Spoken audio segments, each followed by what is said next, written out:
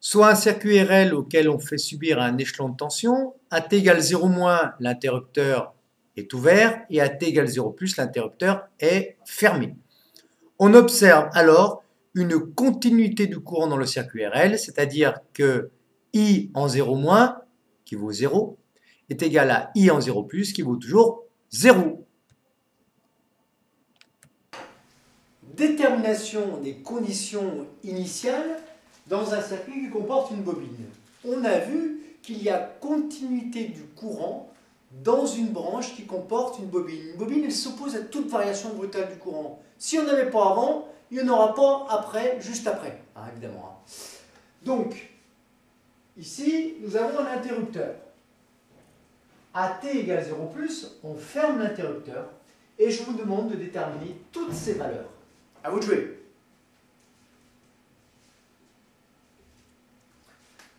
On écrit tout simplement que I' en 0-, juste avant de fermer l'interrupteur, égale I' en 0+, juste après avoir fermé l'interrupteur. Que vaut I' en 0-? Quand l'interrupteur est ouvert, il n'y avait pas de courant ici. Donc I' en 0+, vaut 0 ampères. Que vaut I en 0+? On va écrire une loi des nœuds. Ici, on a un générateur de courant électromoteur I0 qui arrive au nœud A. Donc, le courant qui arrive au nœud A égale la somme des courants qui en part, c'est-à-dire I en 0+, plus I' en 0+.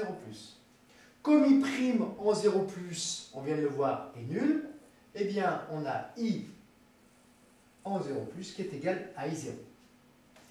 Ensuite, on demande que vaut la tension U aux bornes de cette résistance. Évidemment, en 0+. Qu'est-ce qu'on peut écrire?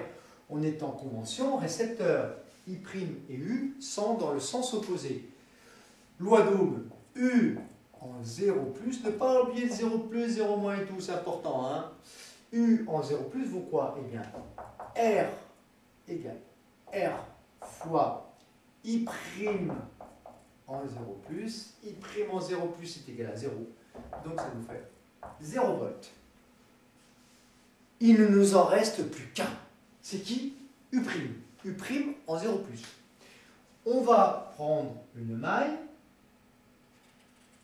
que l'on va orienter comme ceci, dans le sens positif, et puis on va écrire que la somme des tensions, donc celle-ci qui vaut quoi? Eh bien, R fois I en 0+, somme des tensions doit être égale à 0 dans cette maille, donc R fois I en 0+, moins U', cette tension-là elle vaut moins U', évidemment, moins U' en 0+, moins U en 0+, on y est arrivé, plus cette tension-là qui vaut 0 volts, l'interrupteur étant fermé, tension bande d'un fil, c'est 0, égale 0. Autrement dit, que vaut U' en 0+, U en 0+, c'est nul, on vient de le voir.